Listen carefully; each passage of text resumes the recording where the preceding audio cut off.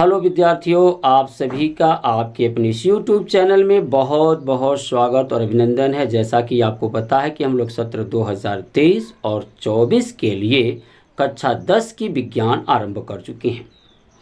विज्ञान जो है 3 पार्टों में आपका है। एक भौतिक विज्ञान, आपका रसायन विज्ञान और जीव विज्ञान। तो हम लोग भौतिक विज्ञान यानी फिजिक्स को पढ़ना आरंभ किए हैं और इस फिजिक्स में हम लोग 2 क्लास ऑलरेडी कर चुके हैं। पिछले लेक्चर में हम लोगों ने सीखा था कि समतल दर्पण क्या होता है और उससे प्रतिबिंब कैसे बनते हैं। साथ ही में समतल दर्पण के गुणों के विषय में हम लोगों ने चर्चा किया था। आगे हम लोग आज की जो टॉपिक होगी वो आज की टॉपिक है गोली दर्पण, स्फेरिकल मिरर के विषय में हम लोग चर्चा करेंगे। मेरी इस वीडियो का मुख्य उद्देश्य उन सभी बच्चों के पास मुफ्त शिक्षा पहुंचाना है जो वास्तव में कुछ बनना चाहते हैं और कुछ सीखना चाहते हैं। तो यदि यह मैं जारी रख सकूं, इसके लिए मुझे आपके सहयोग की आवश्यकता है। आप मेरे उत्साहवर्धन के लिए मेरा चैनल जरूर सब्सक्राइब करें ताकि मैं इस तरह से आपको अच्छी से अच्छी वीडियो प्रोवाइड कराता रहूं। तो चलिए बिना विलंब के शुरू करते हैं आज की अपनी टॉपिक। और आज की अपनी जो टॉपिक है वह है गोली दर्पण, स्फेरिकल मिरर। ये गोली दर्पण होता क्या है? मैंने उसको परिभाषित किया है, गोलीय दर्पण कांच के खोखले गोले का काटा गया भाग होता है जिसके एक तल पर पारे या तो चांदी की कलई का मतलब होता पॉलिश करना करके उसके ऊपर आयरन ऑक्साइड का लाल पेंट कर दिया जाता है। आयरन ऑक्साइड का लाल पेंट कर दिया जाता है। दूसरा तल परावर्तक तल होता है। यहाँ आप देख सकते हो, आपका जो 2 मैंने गोली दर्पण बना रखे हैं। यहाँ पर देखिए, ये आयरन ऑक्साइड का पेंट है और यहाँ देख सकते हैं ये अंदर वाला भाग जो दबा हुआ तल है, इस दबा हुआ तल परावर्तक तल है।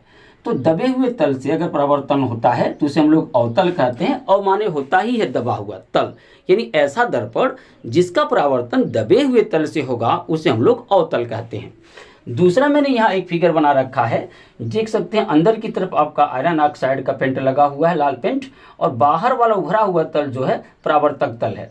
तो ऐसा दर्पण जिसके उभरे हुए तल से परावर्तन होता है उसे हम लोग बोलते हैं उत्तल। उत्त का मतलब होता है उभरा हुआ, तल का मतलब तल। ऐसा दर्पण जिसका परावर्तन उभरे हुए तल से हो उसे हम लोग उत्तल दर्पण के नाम से जानते हैं। तो वास्तव में हमारे दर्पण 2 तरह के होते हैं, एक अवतल दर्पण और उत्तल दर्पण। आइए देखते हैं अवतल दर्पण किसे कहते हैं और उत्तल दर्पण किसे कहते हैं।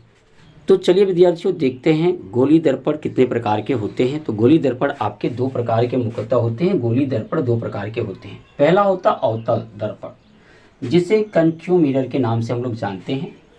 वह गोली दर्पण जिसका परावर्तक तल दबा हुआ हो अवतल दर्पण कहलाता है। यानी ऐसा दर्पण जिसका परावर्तन जो है, प्रकाश का परावर्तन दबे हुए तल से होगा, हम उसे अवतल कहेंगे। अव माने होता दबा हुआ, तल माने तल।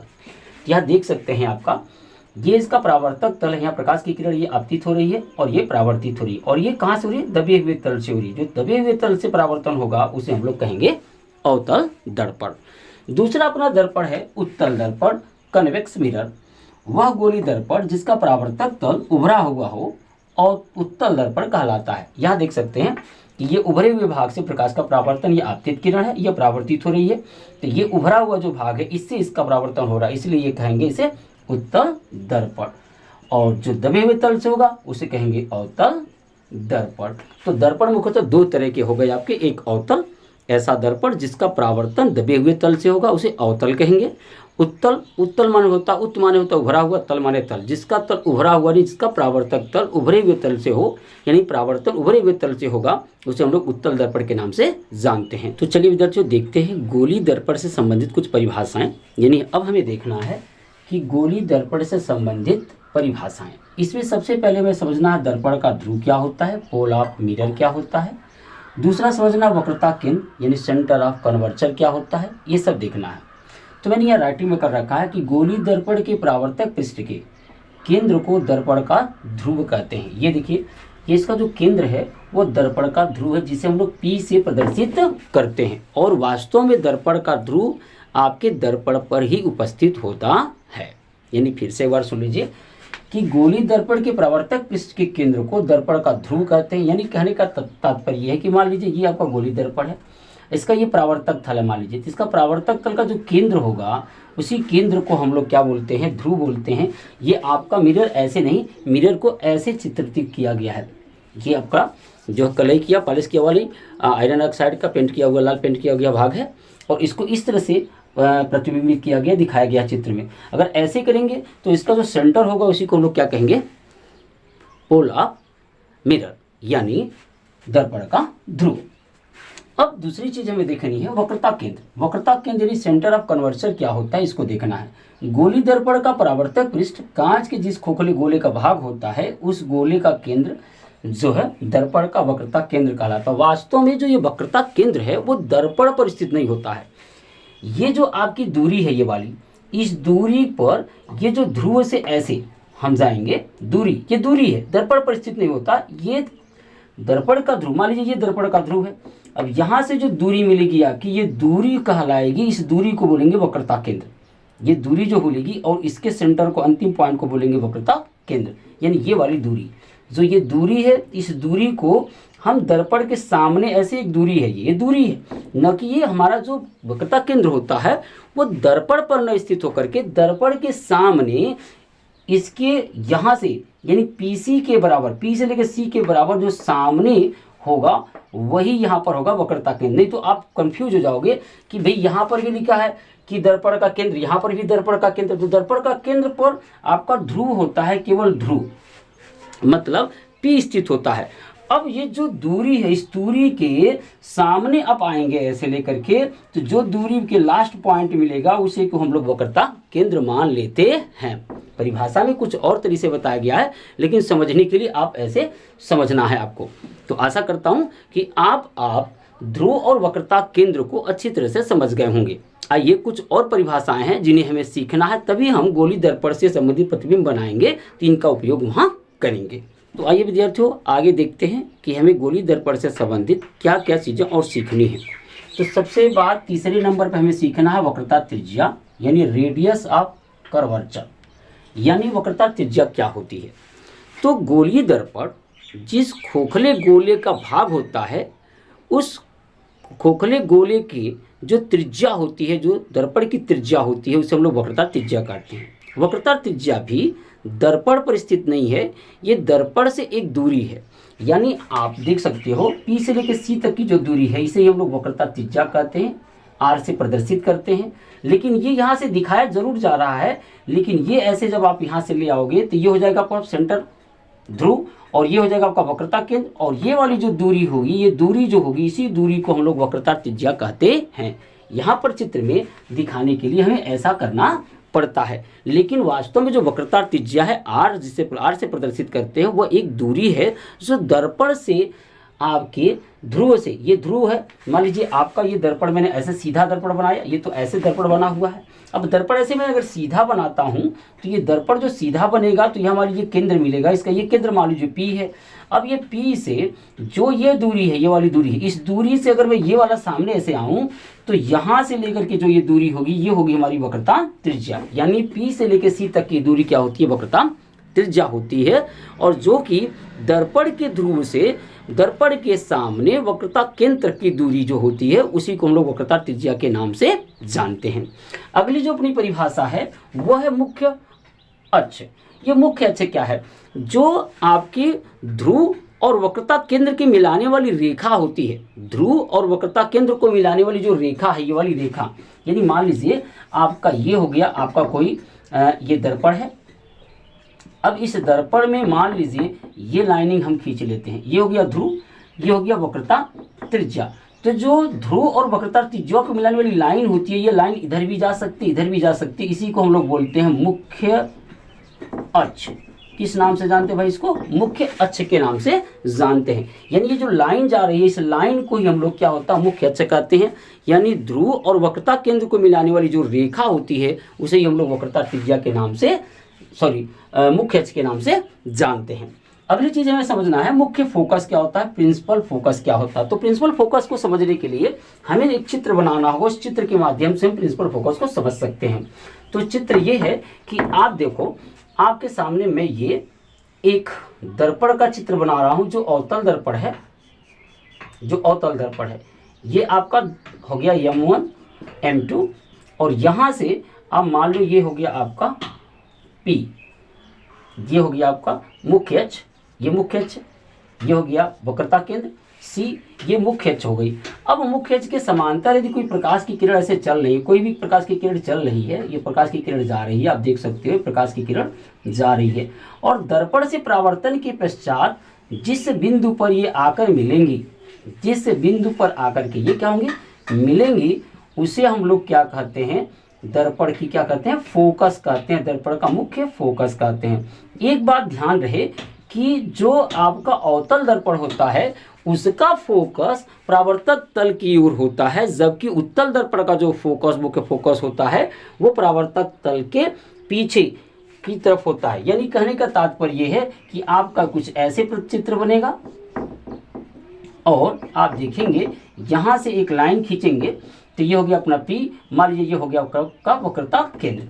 अब यहाँ से जब लाइन ऐसे चलेगी, आप देख सकते हो ऐसे जब लाइन चलेगी तो ये प्रकाश की किरण है जा रही हैं, ये प्रकाश की किरण जा रही हैं, तो यहाँ से ऐसे ये एक बिंदु पर जाकर के पीछे मिलती हुई प्रतीत होंगी, एक बिंदु पर जाकर के पीछे क्या होंगी, मिलती हुई प्रतीत होती हैं, एक बिंदु पर पीछे जाकर के मिलती हुई प्रतीत होती हैं। और ये जो वक्रता केंद्र से होकर के लाइन जाती है, यहाँ पर भी देखो जो वक्रता केंद्र से लाइन होकर जा रही है, यहाँ पर से जाने वाली वक्रता केंद्र से होकर जाने वाली जो प्रकाश की किरण होती है फिर से परावर्तन के पश्चात अपने मार्ग में वापस आती है।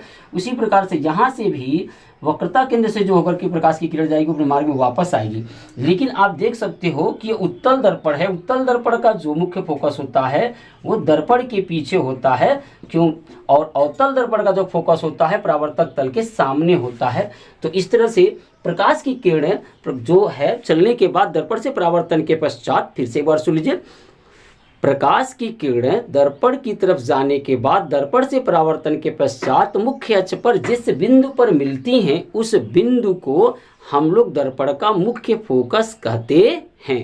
अवतल दर्पण में मुख्य फोकस परावर्तक तल की ओर होता है, और उत्तल दर्पण में मुख्य फोकस परावर्तक तल के पीछे की तरफ होता है, यानी दर्पण के पीछे स्थित होता है। अगली चीज हमें यह समझनी है कि मुख्य फोकस दूरी क्या होती है, फोकल लेंथ क्या होता है।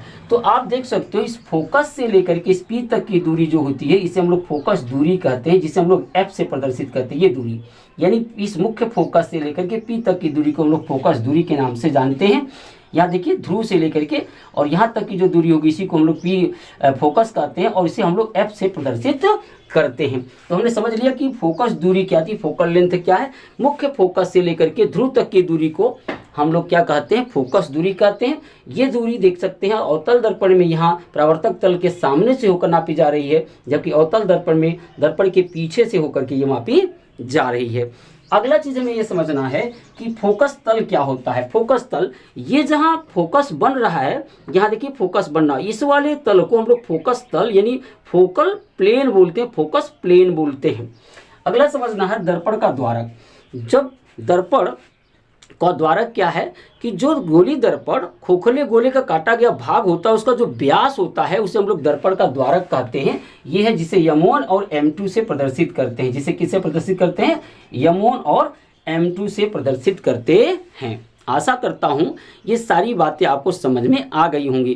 क्योंकि ये बातें समझना बहुत ज़रूरी है, आगे की बातों को समझने के लिए हमें ये चीज़ें याद रखनी पड़ेंगी। किसे फोकस कहते हैं, कौन सी फोकस दूरी है, कौन सी वक्रता केंद्र है, कौन सा वक्रता त्रिज्या है, ये सारी की सारी चीज़ें हमें याद रखनी पड़ती है। और बात ये ध्यान रखिएगा कि ध्रुव दर्पण पर होता है, बाकी न तो वक्रता त्रिज्या दर्पण पर होती है, यह एक दूरी है, न तो वक्रता केंद्र दर्पण पर होता है, न ही फोकस दर्पण पर होता है। ये सब क्या है, एक दूरियां हैं दर्पण से, और इन दूरियों के हिसाब से हम लोग दर्पण में प्रकाश का परावर्तन और उससे बनने वाले प्रतिबिंब का अध्ययन करते हैं। तो आइए चलते हैं अब दर्पण से जो प्रतिबिंब बनता है उसके विषय में चर्चा करते हैं। प्रतिबिंब में क्या होता है, इमेज जिसे कहते हैं। यदि आप दर्पण के सामने कोई वस्तु रखेंगे तो उस वस्तु की जैसी एक आकृति बनेगी, उस आकृति को ही हम लोग दर्पण का प्रतिबिंब या इमेज कहते हैं। और यह इमेज दो तरह का बन सकता है। एक इमेज आपका हो सकता है वास्तविक, और एक इमेज हो सकता है आभासी। आइए चलिए चित्रों के माध्यम से देखते हैं किसे हम लोग आभासी इमेज कहेंगे, मतलब आभासी प्रतिबिंब कहेंगे, और किसे वास्तविक प्रतिबिंब कहेंगे।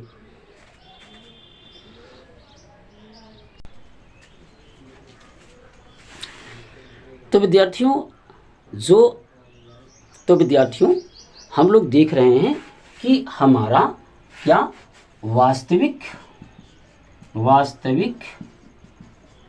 प्रतिबिंब और आभासी प्रतिबिंब के विषय में। आप देख सकते हो ये वस्तु ओ डॉट ओ रखी है, यहाँ से ये प्रकाश की किरण चल रही है डॉट ओ ए, दर्पण से परावर्तन के पश्चात ये मुख्य फोकस से होकर निकल रही है। दूसरी किरण जो वक्रता केंद्र से होकर जा रही है वो दर्पण से परावर्तन के पश्चात अपने मार्ग में वापस लौट जाती है। ये दोनों किरणें यहाँ डॉट आई पर मिल रही हैं, जहाँ वस्तु ओ डॉट ओ का ये आई डॉट आई वास्तविक प्रतिबिंब मिल रहा नहीं, वास्तव में मिल रही है तो वास्तविक प्रतिबिंब बनेगा, और अगर मिलती हुई प्रतीत होंगी तो आभासी प्रतिबिंब बनेगा। तो यहाँ पर देख सकते हैं ओ डॉट ओ वस्तु रखी हुई है, ये आपका उत्तल दर्पण है, इसके यहाँ पर ये मान लो डॉट ओ ए प्रकाश की किरण है, यहाँ पर जा रही है और यहाँ से दर्पण से परावर्तन के पश्चात मुख्य फोकस से आती हुई प्रतीत हो रही है। दूसरी किरण जो अपनी वक्रता केंद्र से होकर जा रही है, परावर्तन के पश्चात अपने मार्ग में फिर से वापस लौट आ रही है। दोनों किरण यहाँ डॉट आई पर मिल रही हैं, तो यहाँ देख सकते हैं मिलती हुई प्रतीत हो रही है, मिल नहीं रही है, मिलती हुई प्रतीत हो रही हैं। तो जहाँ मिलती हुई प्रतीत हो रही होंगी उसे हम लोग आभासी प्रतिबिंब कहते हैं, यानी जहां वास्तव में मिलेंगी उसे हम लोग वास्तविक प्रतिबिंब कहेंगे, और जहां मिलती हुई प्रतीत होंगी उसे हम लोग आभासी प्रतिबिंब कहेंगे। आशा करते हैं इतनी बातें आपको समझ में आ गई होगी। अगली क्लास में हम लोग गोलीय दर्पण में अवतल दर्पण से बनने वाले प्रतिबिंब के विषय में देखेंगे, फिर उत्तल दर्पण से प्रतिबिंब कैसे बनता है, तो इन चीज़ों की चर्चा करेंगे।